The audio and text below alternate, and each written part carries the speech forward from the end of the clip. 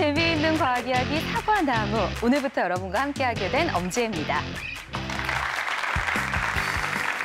오늘 강연에서는요, 요즘 가장 이슈가 되고 있는 신기한 물건을 좀 소개해드리려고 하는데요. 이 물건에 대해서 힌트를 좀 드릴게요. 이 물건의 이름은 벌이 윙윙거린다라는 뜻에서 유래를 했다고 합니다. 힌트가 되셨나요? 아니면 더 알쏭달쏭 어려워지셨나요? 저는 정답을 알려드리지 않을 겁니다. 오늘의 강연자가 직접 소개를 해주신다고 하거든요. 오늘의 답을 알려줄 강연자, 진정회 대표님을 무대 위로 모셔보겠습니다. 큰 박수 부탁드릴게요.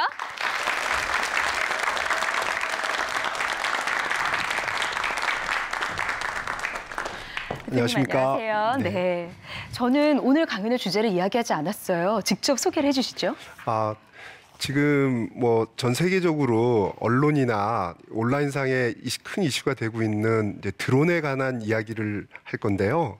오늘 그 드론이라는 부분은 그 조종사가 기체에 탑승하지 않고 사전에 계획된 또는 이제 프로그램된 명령에 의해서 기체가 운영되는 것을 말합니다. 그래서 그 오늘의 강연 내용은 기체에 관련된 드론에 관련된 정의와 또 원리 그리고 이제 그 해외 적용 사례 그리고 또 상업용 조건에 어떤 것이 들어가는지에 대한 구체적인 설명을 하고자 합니다. 또 오늘은 저희 회사에서 만든 기체를 직접 시연해서 보실 수도 있습니다. 오늘의 강연 정말 기대가 되는데요. 드론 속에 담긴 놀라운 과학 이야기 청해 듣도록 하겠습니다. 박수 부탁드릴게요.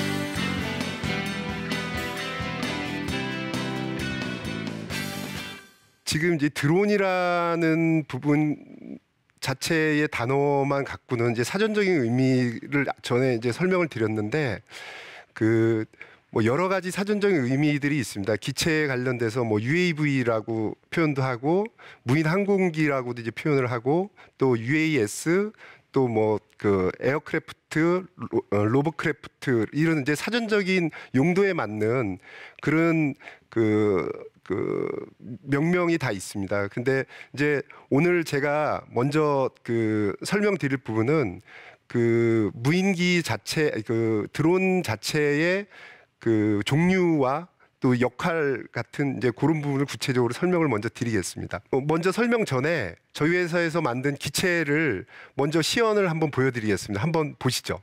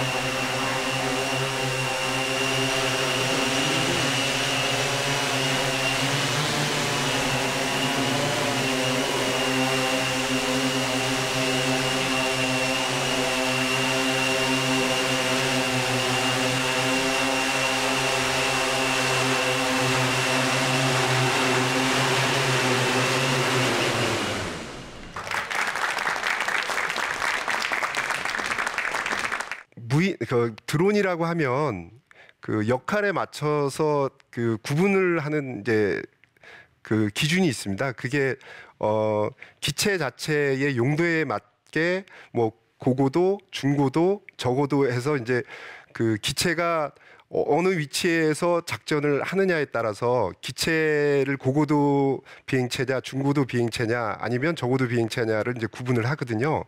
지금 여기 보시는 글로벌 호크 같은 이제 기체는 이제 그 그 이제 고고도 수십 킬로의 고도에 올라가서 그 수천 킬로의 작전 반경을 갖는 감시 정찰 목적의 기체입니다. 그리고 이제 그 옆에는 이제 프로텍터라고 그래서 저것도 이제 마찬가지로 이제 수십 킬로의 고도에 올라가서 그 작전 반경이 수천 킬로 되는 이제 그런 고고도 기체입니다. 저거는 프로텍터는 이제 공격용 그 기체고요. 그리고 이제 그 중고도는 이제 저희 옆에 보시는 이제 그 미국의 그 섀도우라는 이제 기체인데 저거는 이제 한 수킬로의 고도를 유지하면서 그 작전 반경은 이제 수백 킬로가 되는 이제 그런 기체고요. 그리고 저것도 이제 마찬가지로 감시 정찰 목적입니다. 그 다음에 이제 송골매라는 이제 저희 국산 기체가 있는데 저것도 마찬가지로 이제 그 중고도 그 고도가 한 수킬로에서 작전 반경은 수백 킬로까지 운영이 되는 이제 국산 기체입니다. 그리고 이제 그 밑에 있는 기체는 리모아이라는 건데 보통 저고도 같은 경우에는 사실 그 작전 반경이 작기 때문에 그 군에서는 이제 그 대대급 정도 이하의 그 전략화돼 있는 그런 기체라고 보시면 됩니다. 저 리모아이도 물론 이제 국내에서 제작한 그 제작사가 그 제작한 이제 기체고요. 저거는 이제 군에 벌써 대대급에 적용이 된 기체입니다. 그리고 그 옆에 있는 이제 틸트로터라고 하는 기체는 아직까지는 상용화는 되지 않았지만 그 국내 대한항공이나 이제 카이 같은 데에서 이제 그 시제품까지 만들어낸 이제 제품인데 저거는 이제 회전이익의 장점과 고정이익의 장점을 결합해서 만든 이제 기체라고 보시면 되겠습니다. 여기 보시는 기체들은 대부분 그 고정이익 으로 되어 있습니다. 그 용도는 다 군사 목적입니다. 그래서 이제 그 드론 자체가 사실 그 어떤 민간보다는 군에 이제 적합하게 이제 맞춰진 이제 기체들이기 때문에 지금 이제 고정익 같은 경우에는 거의 이제 군사 목적이라고 보시면 되고요. 이제 그 밑에 들어가는 그 이제 회전익 기체들이 있습니다. 회전익 기체는 그 보통 이제 엔진 기체와 전동 기체로 나누는데 엔진 기체들은 대부분 똑같이 군사 목적으로 많이 씁니다. 이 앞에 있는 쉐벨의 이제 S백이라는 모델인데 저거는 이제 국내 그 해군에 지금 이제 테스트를 하고 있는 기종입니다. 그래서 뭐 그 함에 이착륙이 가능한 이제 그런 기체입니다. 기체 사이즈는 보통 보면은 한 자동차 사이즈 정도 보시면 되고요. 그 옆에 뭐 스켈더나 또 그 이제 야마 헬기 같은 경우에도 마찬가지로 사이즈는 거의 비슷합니다. 다 엔진 기체고요. 근데 이제 저 기체 자체는 그 어떤 군사 목적만이 아니고 국내에서는 이제 국내나 해외 일본 같은 경우에는 이제 그 농약을 살포한다던가 이제 그런 용도로 많이 씁니다. 기체 그 페이로드라던가 그 어떤 런타임 자체가 길기 때문에 이제 그런 용도로 많이 쓰고요.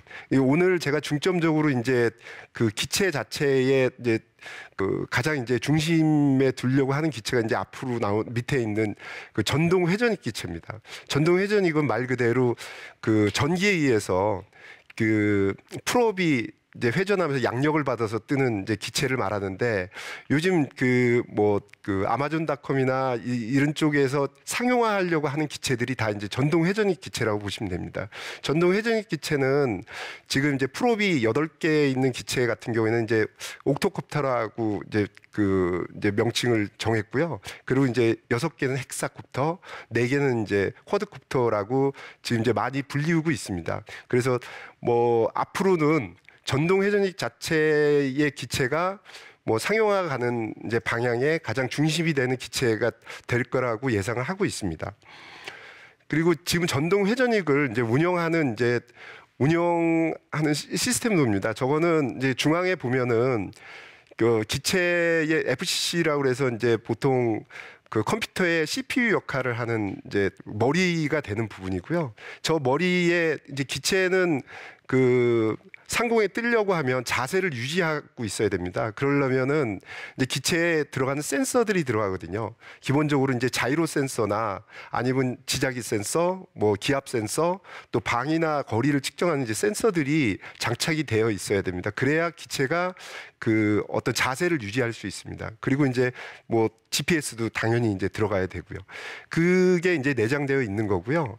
그리고 이제 이거는 기체가 작다 보니까 보통 한 100m 정도만 그 상공에 떠도 육상에서는 점으로 보입니다. 그래서 실질적으로 점으로 보이는 걸 조종할 수는 없기 때문에 그 옆에 보면은 이제 OSD라고 해서 영상을 송신하고 수신할 수 있는 그런 이제 또 보드가 따로 이제 붙게 됩니다.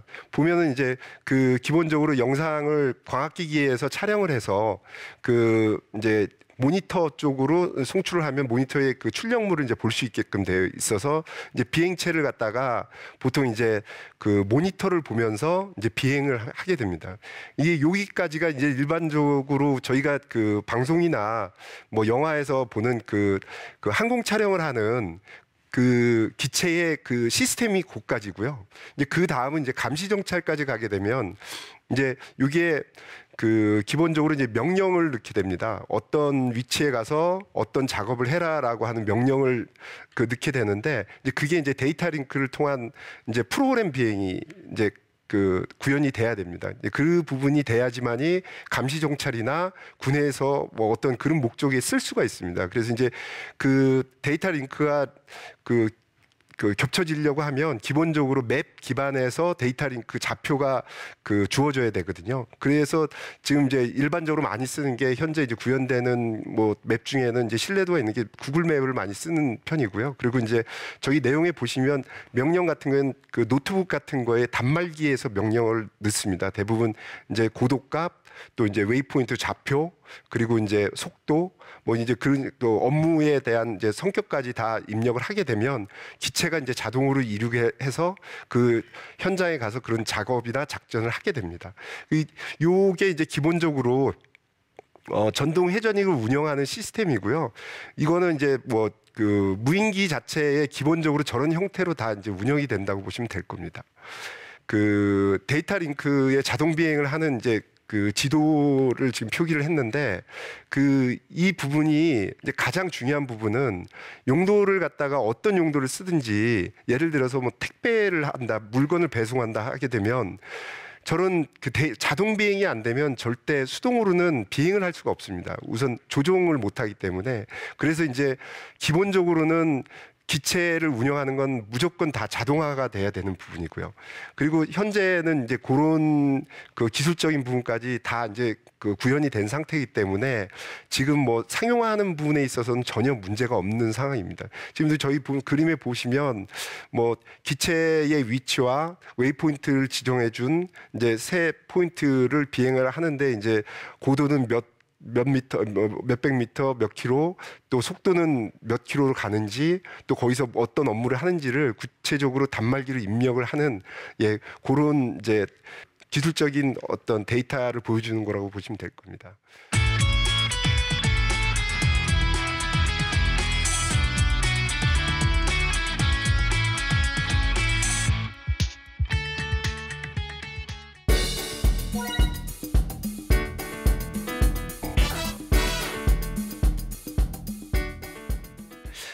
이 드론을 좀 오해하는 분들이 많이 있습니다. 그 보통 유튜브 상에서 이제 표현되고 하는 부분이 대부분 다 이제 퍼포먼스거든요. 그러니까 이제 구현은 뭐 이렇게 영상상으로는 다 되지만 실질적으로는 그게 그 기체가 기술적으로 부족한 부분들이 많이 이제 있습니다. 이제 그런 부분들을 제가 뭐 간단하게 사례별로 해서 지금 설명을 드리겠어요. 어디까지 구현되어 있는지. 지금 이제 그 가장 이슈가 돼 있는 재작년에 말에 이제 그 아마존닷컴에서 지금 그 기체로 택배를 하겠다라고 해서 큰 이슈가 됐는데요. 사실은 이제 저거를 상용화하기 위해서는 좀 전제돼야 되는 부분이 있습니다. 기본적으로 이제 기체가 전동 기체이기 때문에 런타임의 한계가 있고요. 그리고 이제 페이로드의 한계가 있습니다. 지금 저 기체 같은 경우에는 런타임은 보통 한 30분 비행할 수 있는 기체고 페이로드는 그러니까 물건을 실는 무게는 한 2kg 정도가 됩니다. 그리고 이제 그 거리는 이제 16km라고 했는데 뭐 현실적으로 16km를 갔다 오면은 맥스가 되기 때문에 비행체로서 안정성이 떨어지게 됩니다. 그러니까 아직까지는 기술적으로는 저게 지금 세계 최고의 기술이거든요.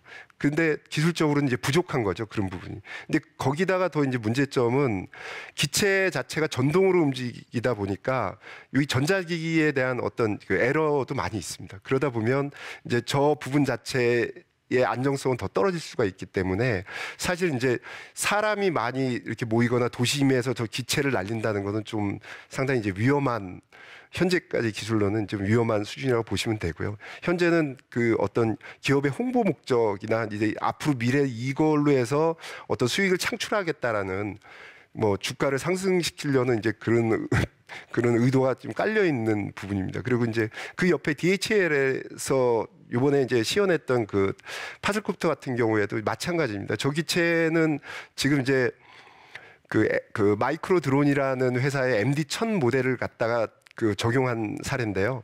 저거는 이제 페이로드가 한 1.2km, 그리고 이제 그 작전 거리, 작업 거리는 한 12km 정도, 그리고 비행 시간은 한 30분 정도가 됩니다.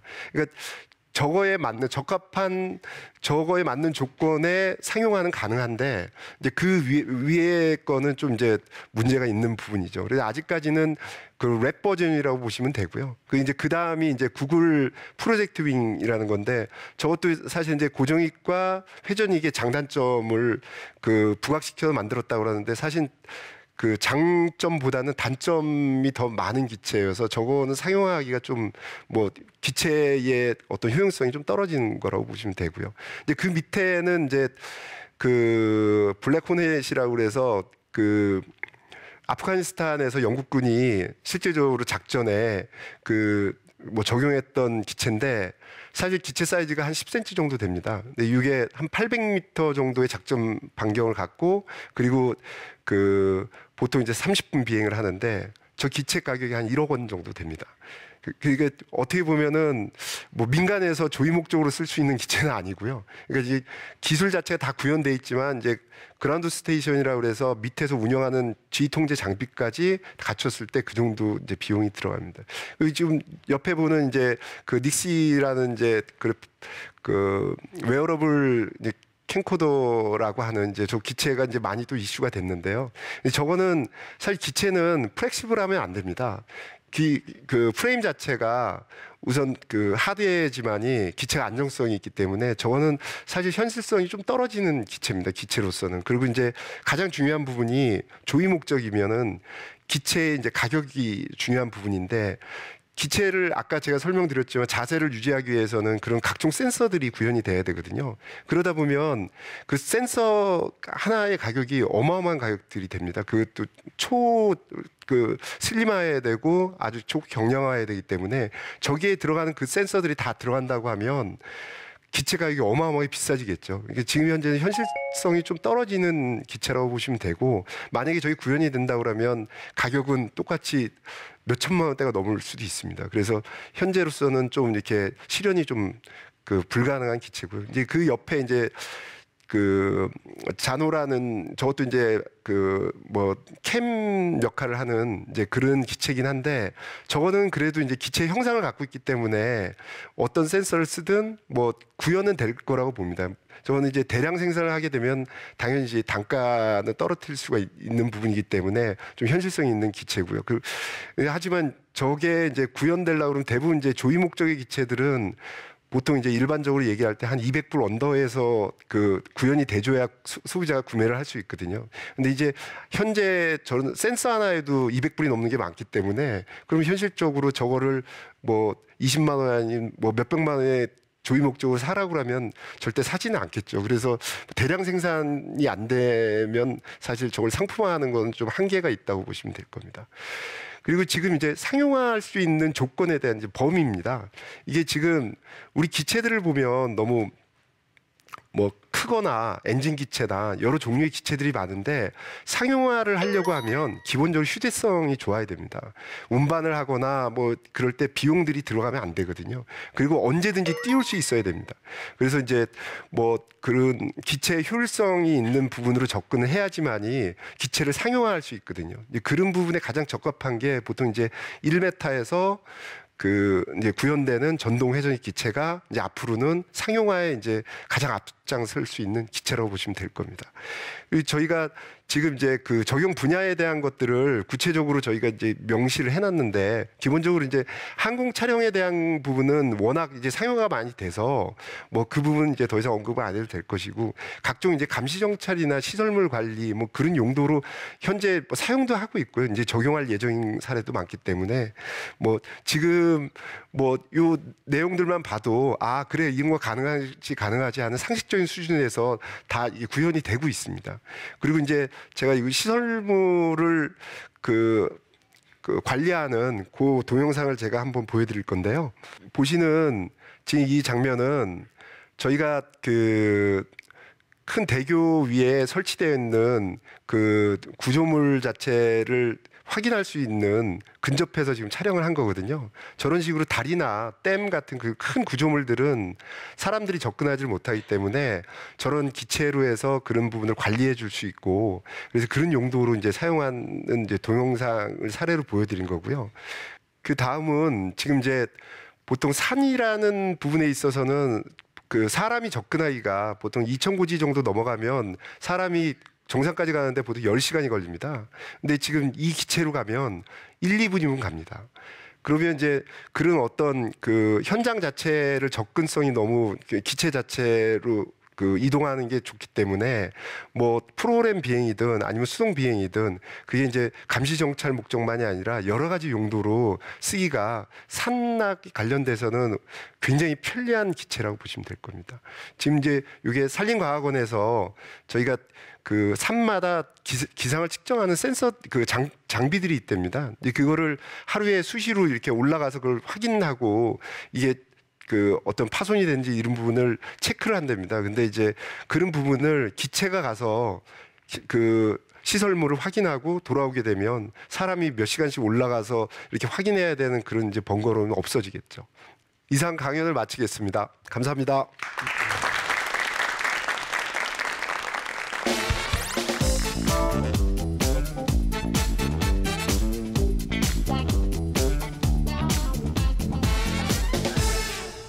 네, 진정현 대표님 강연 잘 들었습니다. 처음에 드론 이렇게 뜰 때 보니까요. 생각보다 화면으로 보신 분들은 못 느끼셨을 것 같아서 생각보다 소리도 굉장히 크고 바람이 엄청 불더라고요. 그렇죠. 아무래도 이제 추력이 저 정도 되면은 한 20km를 들어올릴 수 있는 힘이거든요. 그렇기 때문에 이 실내에서 띄울 수 있는 그런 기체는 아닙니다. 아마 국내에서 최초일 겁니다. 와, 네. 최초로 오늘 공개를 해주셨는데요. 실내에서 띄우는 장면을요.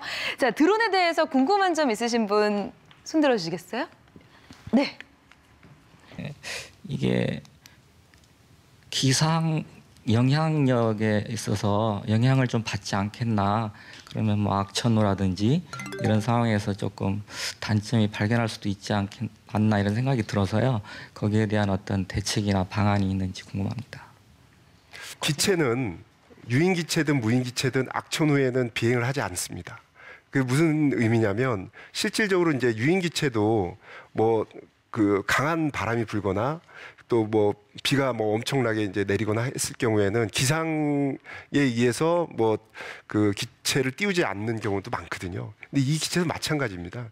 이것도 그 어떤 풍속이 너무 세거나 아니면 우천시나 뭐 이런 경우에는 뭐 유인 기체처럼 비행은 할 수는 없습니다. 근데 그 앞으로 그런 부분에 있어서 뭐 이렇게 보완할 수 있는 장치들은 있습니다. 예를 들어서 이제 우천시에 그 기체 자체를 운영하기 위해서 어떤 이제 방수 처리를 해서 운영을 한다던가 아니면 또 이제 풍속에 강한 또 기체를 또 개발을 한다던가 해서 이제 어느 정도는 기술적으로 그 향상을 시킬 수는 있는데 근본적인 거는 유인 기체 기준으로 봤을 때는 악천후에는 사실 이제 그 운영하기가 좀 어렵고 이게 비행체라는 게 떨어지면 그러면 끝이기 때문에 절대 출항할 않는 범위 내에서 기체를 운영해 줘야 되거든요. 그게 가장 중요한 부분입니다.